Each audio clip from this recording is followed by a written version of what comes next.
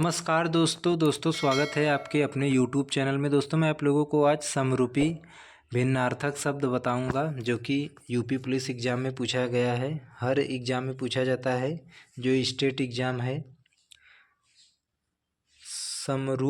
समरूपी भिन्नार्थक शब्द वे शब्द जो दिखने और उच्चारण में लगभग एक जैसे हों उन्हें समरूपी या समश्रुति भिन्नार्थक शब्द कहते हैं। जैसे उदाहरण के लिए अकर, इसका मतलब होगा न करने योग्य, और इसी के जैसा आकर, इसका मतलब होगा खजाना। फिर इसी के जैसा है आकार, इसका मतलब होता है रूप या आकृति। अग का मतलब होता है सूर्य या पहाड़। अध का मतलब होता है पापी, पाप या अपवित्र। अज्ञ का मतलब होता है मूर्ख या अज्ञानी। अम्ल का मतलब होता है खटास। अमल का मतलब होता है पालन।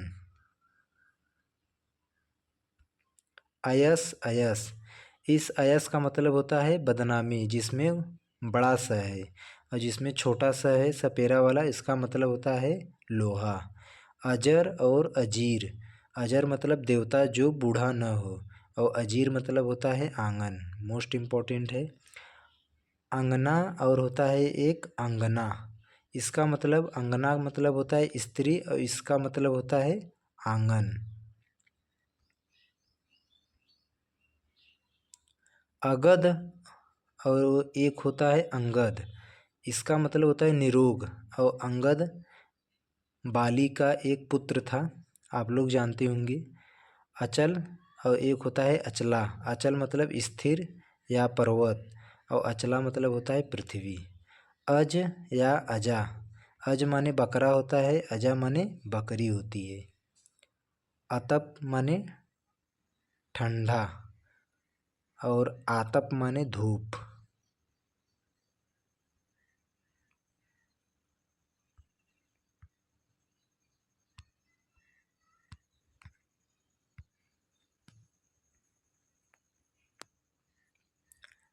नेक्स्ट अजय और अजया, अजय मतलब होता है न जीता जा सके, और अजया मतलब होता है बकरी या भांग का पौधा। और इसके बाद है 13 नंबर आगार, आगार और एक होता है आगर, आगार मतलब होता है स्थान, और आगर मतलब होता है ढेर। एक होता है अनावर्त, एक होता है अनावृत। अनावर्त मतलब होता है न दोहराया गया हो, अनावृत मतलब होता है न ढका हुआ। अवनी और एक होता है अवन, अवनी मतलब होता है पृथ्वी, अवन मतलब होता है रक्षा। एक होता है अपकार, एक होता है उपकार। 16 नंबर अपकार मतलब बुराई, और उपकार मतलब भलाई।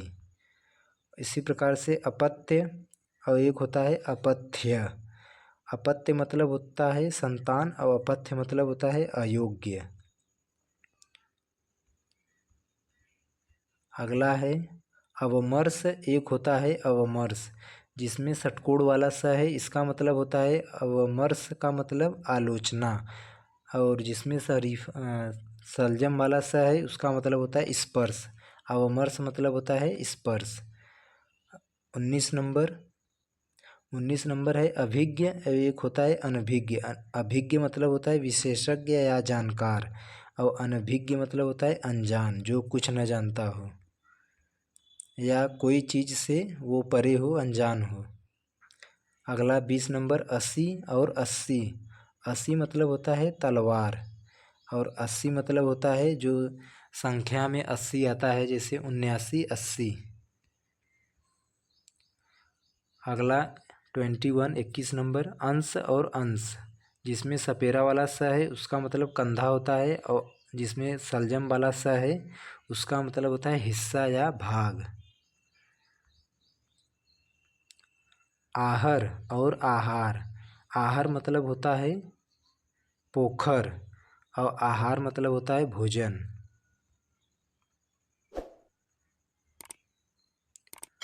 अस्त्र और शस्त्र, अस्त्र होता है जो फेंक कर चलाए जाने वाला हथियार, अर्थात तीर गोली, और शस्त्र जो हाथ में रखकर चलाया जाने वाला हथियार या अर्थात लाठी।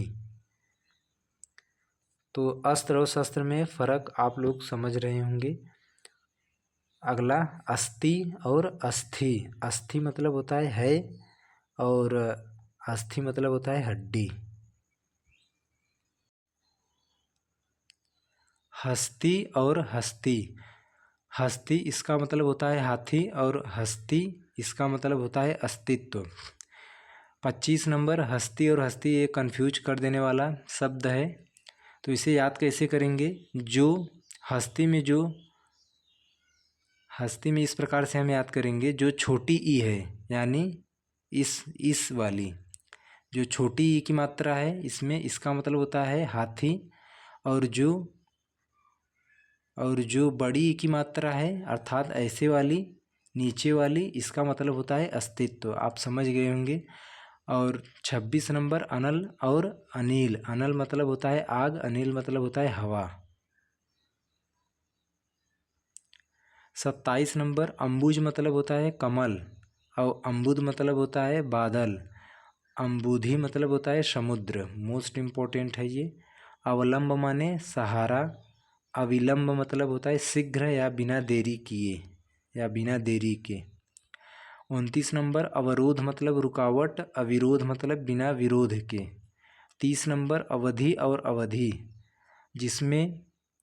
जिसमें छोटी की मात्रा है अवधि में, जो अर्थात ऐसे है। छोटी की मात्रा समय और सीमा। अब जिसमें बड़ी की मात्रा है अवधि। एक प्रकार की भाषा है अवधि, एक प्रकार का भाषा है। और उसके बाद है आगे 31 नंबर अपहार और एक है उपहार। अपहार मतलब होता है अपहरण और उपहार मतलब होता है भेंट या जैसे कोई गिफ्ट हो गया। 32 नंबर अधि और आधी। आधी और आधी, जिसमें छोटी की मात्रा है आधी में उसका मतलब होता है मानसिक पीड़ा, और जिसमें बड़ी की मात्रा है आधी में, जिसमें बड़ी की मात्रा है उसका मतलब होता है आधा का स्त्री।